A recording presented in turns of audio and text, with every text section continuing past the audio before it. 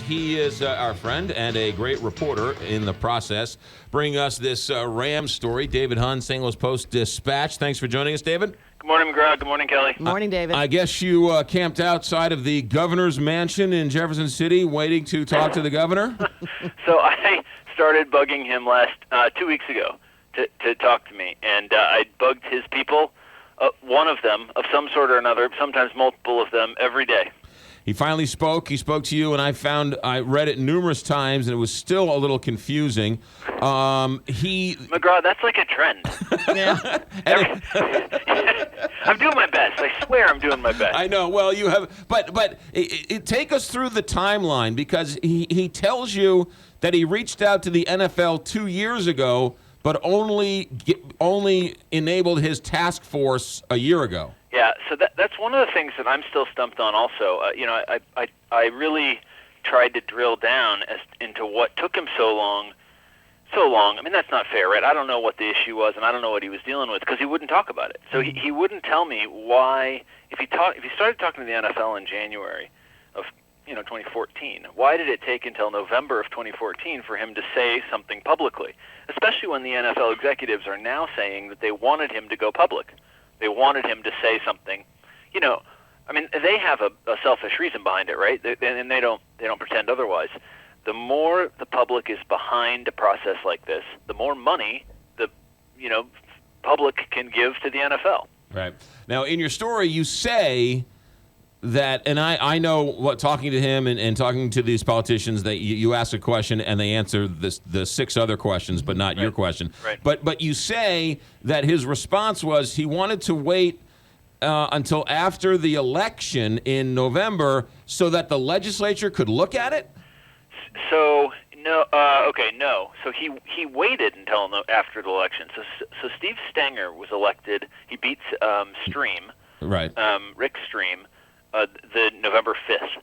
And November 6th, Nixon announced his task force. So, and Nixon says they're not related at all. But I just think maybe that's true, and I have no reason not to believe him, and yet I'm skeptical. I mean, how would you, really, that timing? I mean, if you were in his position, wouldn't you want to know the county executive you were dealing with before you went public on this big project that's going to take $100 million in county money? Yeah, interesting. I was curious. Did he have any regrets? Did he give any accountability himself as to No, he was for the really failure? upset at the NFL. He got fired up. In fact, so much so that his staff kind of chuckled in the background. Like, Nixon's really fired up right now. Do we know what the meeting was like in Rams Park when he sat down with Stan Kroenke? Yeah, he also wouldn't talk much about that. He said that they had talked over the phone a couple times, and that they decided, it was like, we decided it now would be the right time to talk. And he said something about Stan wanting to know, kind of more about the St. Louis plan. But that he didn't say much more than that. And when I pushed him on it, he said, and he says this often, that he's not going to get into, he's not going to kiss and tell, so to speak. That's the time to do it. That's the time to do it, right? Who are you protecting now? Yeah. I kept. We went after that for a little bit, and it just wasn't something he wanted to talk about. The meeting seemed to be. He said it was about an hour, so it was substantial. That's not just a, right, shaking hands. Yeah. And but he said that neither side persuaded the other. Yeah. I also found it interesting in your article that Nixon reached out to the NFL because he wasn't getting any response from Kroenke. Right.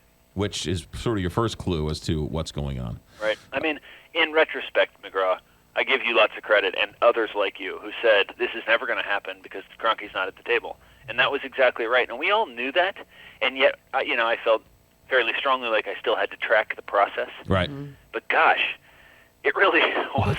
It really never got off the ground. Well, you see, I know that because I've never dated Jennifer Aniston, because I keep calling her and she never returns my phone calls. So that's why I know Jennifer Aniston doesn't want to date me. So see the correlation there. Mm-hmm. All right, David Hahn, hold on. We have a lot more to get to because there's another story you have. You sort of broke down those NFL meetings. So hang tight. We're going to do traffic, weather, sports, and we'll come back in a couple minutes and ask you about that. You got it. David Hahn, St. Louis Post-Dispatch reporter, STLtoday.com. Back in a moment. Big 550 K.